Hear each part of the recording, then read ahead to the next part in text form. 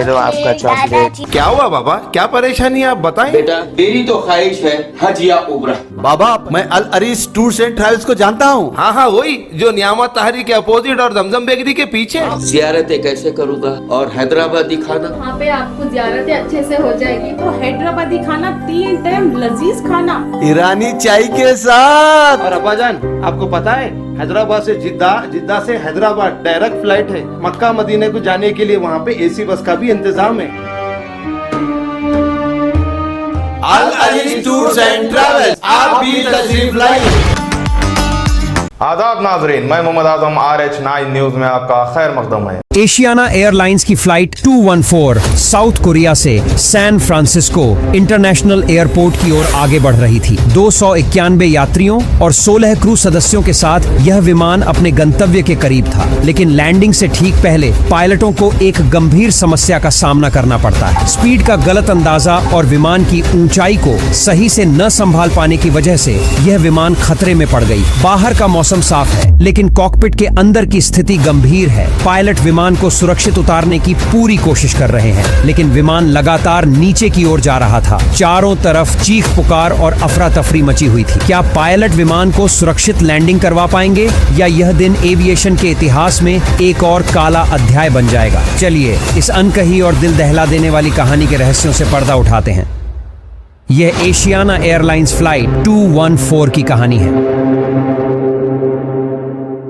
6 जुलाई 2013 को 291 यात्री एशियाना एयरलाइंस के बोइंग 777 विमान में सवार होते हैं। एशियाना एयरलाइंस फ्लाइट 214 एक निर्धारित ट्रांस पैसिफिक यात्री उड़ान थी जो दक्षिण कोरिया के इंचियोन अंतरराष्ट्रीय हवाई अड्डे से अमेरिका में मौजूद सैन फ्रांसिस्को अंतरराष्ट्रीय हवाई अड्डे के लिए जा रही थी। इस विमान को स्थानीय समयानुसार शाम 6 बजे उड़ान भरनी थी। विमान में कुल 291 यात्री और 16 क्रू सदस्य सवार थे, जिनमें 12 फ्लाइट अटेंडेंट्स और 4 पायलट शामिल थे। इस विमान में आधे चीनी नागरिक थे। इसके अलावा 77 कोरियाई, 61 अमेरिकी नागरिक और अन्य कई देश के लोग भी इस विमान में सवार थे। इस फ्लाइट के सामान्य रहने की उम्मीद थी, क्योंकि एशियाना एयरलाइंस का सुरक्षा रिकॉर्ड अच्छा था और बोइंग 777 एक भरोसेमंद और तकनीकी रूप से उन्नत विमान था जो अभी तक किसी बड़े हादसे का शिकार नहीं हुआ था। यह फ्लाइट 49 वर्षीय कैप्टन ली जंग मिन की कमान में थी,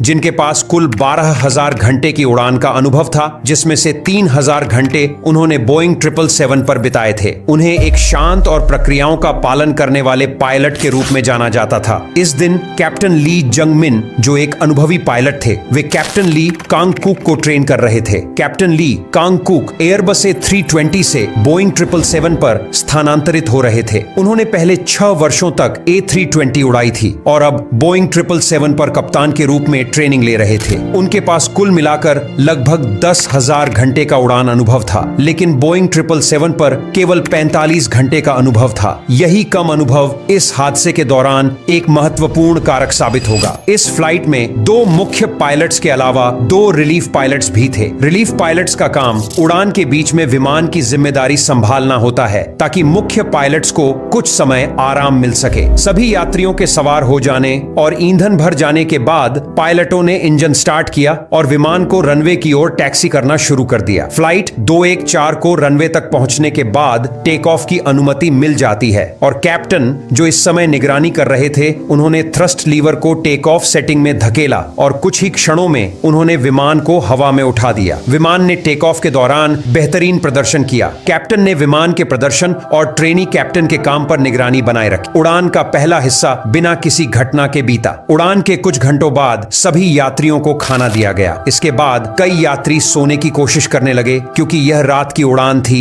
और वे थके हुए थे। टेक ऑफ के लगभग 4 घंटे और 15 मिनट बाद पायलटों को थोड़ा आराम करने का समय मिला। इस दौरान रिलीफ पायलट्स ने कॉकपिट की जिम्मेदारी संभाली, जबकि मुख्य क्रू बिजनेस क्लास केबिन की ओर आराम करने के लिए चले गए। उन्हें 5 घंटे आराम करने का समय निर्धारित था और वे सैन फ्रांसिस्को में लैंडिंग करने से ठीक पहले कॉकपिट में लौटने वाले थे। अब रात के 9 बज चुके चुके थे और विमान की निगरानी दोनों रिलीफ पायलट्स द्वारा की जा रही थी। 4 घंटे और 30 मिनट बाद कैप्टन ली कुक और ट्रेनिंग ले रहे कैप्टन वापस कॉकपिट में लौट आते हैं। उन्होंने अपनी विश्राम अवधि आधा घंटा पहले ही समाप्त कर दी थी, क्योंकि यह एक ट्रेनिंग उड़ान थी और वे पूरी तरह से तैयार रहना चाहते थे। कैप्टन सैन फ्रांसिस्को में लैंडिंग को लेकर उत्सुक थे, क्योंकि उन्हें इस शहर में आए 10 साल हो गए थे, लेकिन साथ ही वे चिंतित भी थे, क्योंकि रनवे 28 लेफ्ट के अंत में निर्माण कार्य चल रहा था, जिसके वजह से ग्लाइड स्लोप बंद पड़ा था। ब्रीफिंग के दौरान कैप्टन ने कहा कि वह लोकेलाइजर का उपयोग करके विमान को सेंटर लाइन पर स्थापित करेंगे और वर्टिकल स्पीड का उपयोग करके उतरने की गति को नियंत्रित करेंगे। उन्होंने यह भी उल्लेख किया कि वह गति बनाए रखने के लिए ऑटो पायलट का उपयोग करेंगे। पायलट्स ने अपनी मिनिमम डिसेंट एल्टीट्यूड को 460 फीट पर सेट किया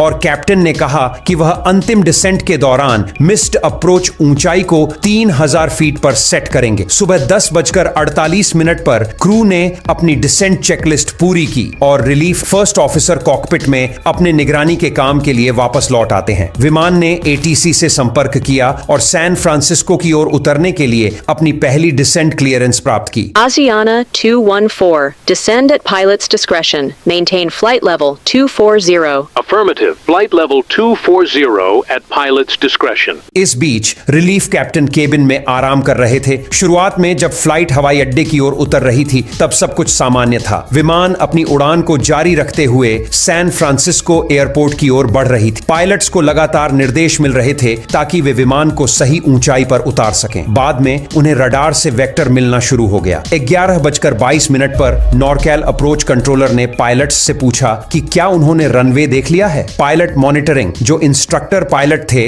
ने कहा कि हाँ, उन्हें रनवे दिखाई दे रहा है। Asiana 214 Heavy, San Francisco Airport at your 9 to 10 o'clock, 17 miles out. Do you have the airport in sight? Runway in sight. इसके बाद कंट्रोलर ने उन्हें रनवे 28 लेफ्ट के लिए विजुअल अप्रोच की अनुमति दे दी। Asiana 214 Heavy, turn left to heading 310. Cleared for the visual approach to runway 28 left. Roger. Cleared to land runway 28 left, Asiana 214. इस समय विमान 6300 फीट की ऊंचाई पर था और 211 नॉट्स यानी कि 390 किलोमीटर प्रति घंटे की रफ्तार से नीचे आ रहा था। पायलट फ्लाइंग जो विमान उड़ा रहे थे, उन्होंने पायलट मॉनिटरिंग से कहा कि वे लोकेलाइजर को आर्म करेंगे। इसका मतलब था कि वे विमान को सही ट्रैक पर लाने के लिए लोकेलाइजर को सेट करेंगे। पायलट मॉनिटरिंग ने कहा चेक, यानी सब कुछ ठीक। इसके बाद दोनों ने तय किया कि अगली ऊंचाई 3100 फीट होनी चाहिए, क्योंकि यह आरएनएव पॉइंट, जिसे हेमन कहते हैं, के ऊपर की न्यूनतम ऊंचाई 3100 फीट थी। आरएनएव पॉइंट्स विमान के लिए रास्ते के संकेत होते हैं, जो बताते हैं कि किस जगह पर कितना नीचे उतरना है या किस दिशा में उड़ना है, ताकि विमान लैंडिंग से पहले सही पोजीशन में आ सके। जब विमान रनवे से लगभग 28 किलोमीटर दूर था, तब लोकलाइजर को कैप्चर कर लिया गया और विमान 5300 फीट की ऊंचाई से नीचे उतरने लगा। उन्हें runway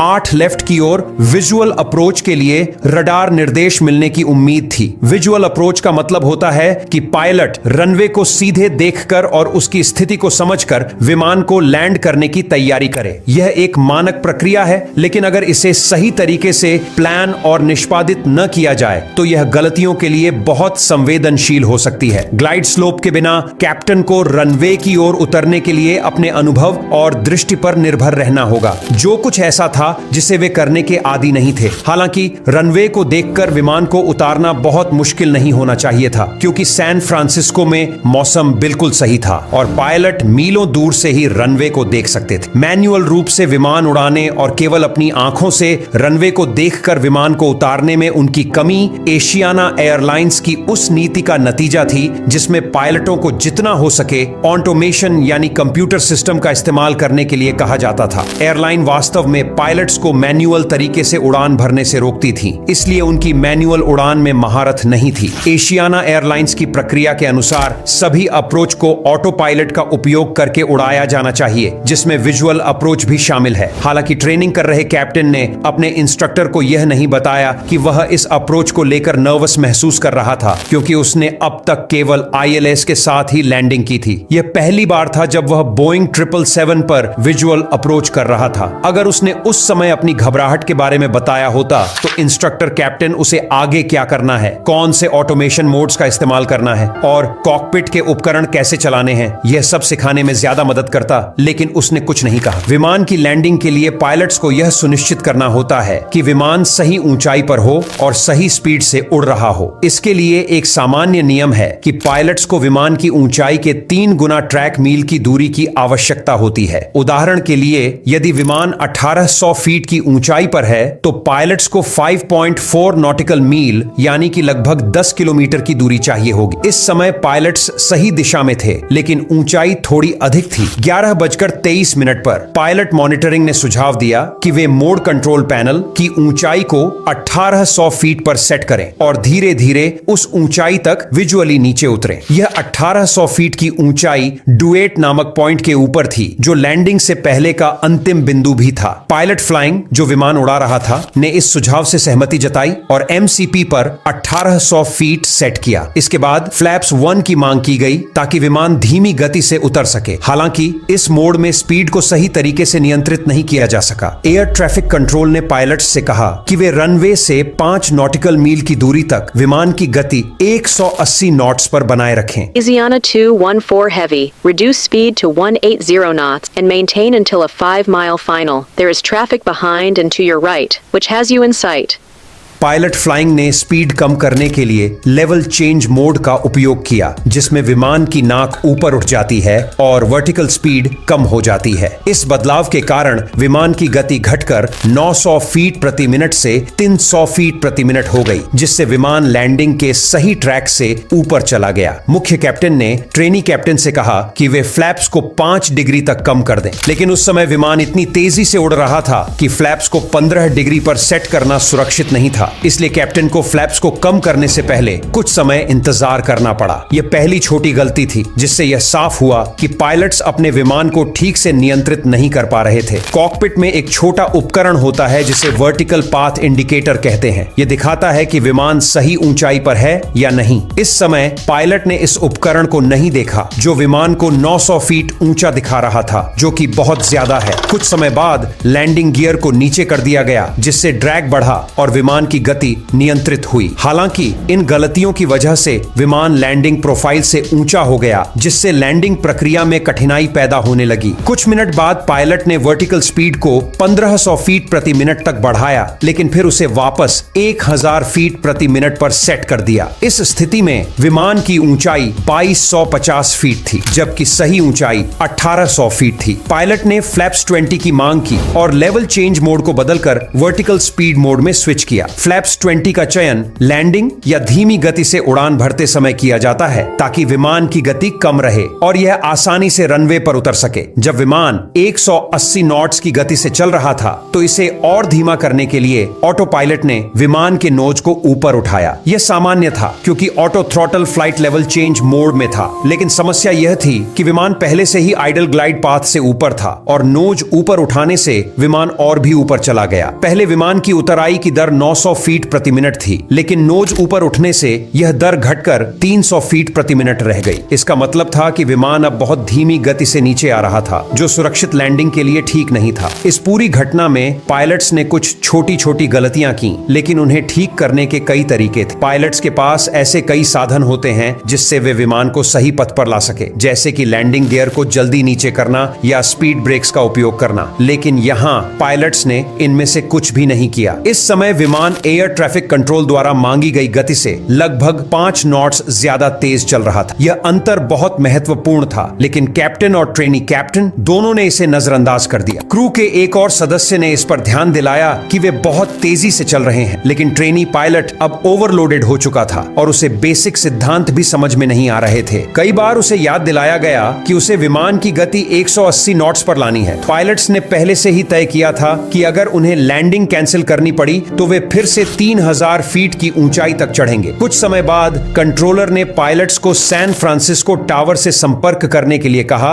Asiana 214 Heavy, contact San Francisco Tower on 120.5. Contacting San Francisco Tower on 120.5. Asiana 214, good day.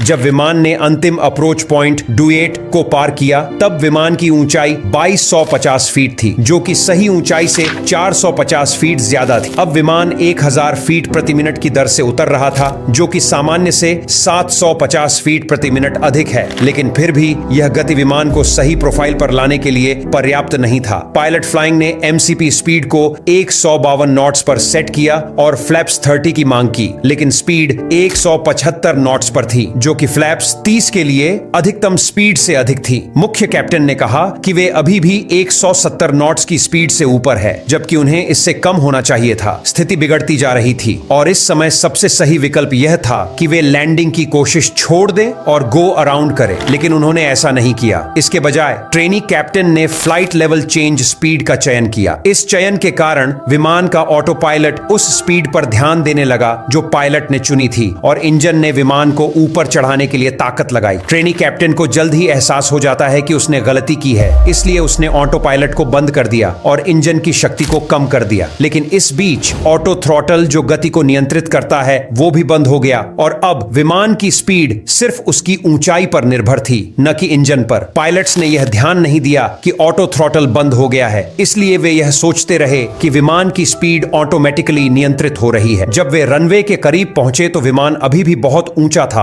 और सही रास्ते पर नहीं था, लेकिन इंजन की शक्ति कम होने के कारण विमान की स्पीड भी कम हो गई थी। पायलट्स ने विमान के सामने की खिड़की से देखा कि 4 सफेद लाइट्स जल रही थीं, जो दिखाती हैं कि वे सही लैंडिंग पथ से बहुत ऊपर थे। इस पूरी स्थिति में अगर पायलट्स ने समय रहते ध्यान दिया होता या सही फैसला लिया होता तो शायद यह हादसा नहीं होता। पैसेंजर कैबिन में कोई भी यह नहीं जान सकता था कि कुछ गड़बड़ हो रही है, क्योंकि विमान का अप्रोच पूरी तरह से सामान्य लग रहा था। जब विमान खाड़ी के ऊपर से गुजर रहा था तो ट्रेनी कैप्टन ने फ्लाइट डायरेक्टर्स को बंद करने का निर्देश दिया, जो कि एशियाना एयरलाइंस की सभी विजुअल अप्रोच के लिए मानक संचालन प्रक्रिया थी। लेकिन यहाँ पर मुख्य कैप्टन ने एक छोटी लेकिन गंभीर गलती कर दी। आमतौर पर दोनों फ्लाइट डायरेक्टर्स को बंद करके फिर से चालू किया जाता है ताकि ऑटो थ्रॉटल होल्ड से स्पीड मोड में आ जाए और सही थ्रस्ट सेटिंग कर सके, लेकिन मुख्य कैप्टन ने सिर्फ ट्रेनी कैप्टन के फ्लाइट डायरेक्टर को बंद किया और अपना नहीं किया। इसका नतीजा यह हुआ कि थ्रस्ट लीवर आइडल पर रह गया, जिससे विमान को पर्याप्त पावर नहीं मिली और उसकी गति कम हो गई। विमान जब 1000 फीट से नीचे उतर रहा था तब मुख्य कैप्टन ने टिप्पणी की कि विमान ऊंचा है। तब ट्रेनी कैप्टन ने कंट्रोल कॉलम को नीचे धकेल दिया, लेकिन उन्होंने बहुत अधिक धकेल दिया, जिससे विमान की वर्टिकल स्पीड 1800 फीट प्रति मिनट से अधिक हो गई, जबकि मानक 1000 फीट प्रति मिनट थी। रिलीफ फर्स्ट ऑफिसर ने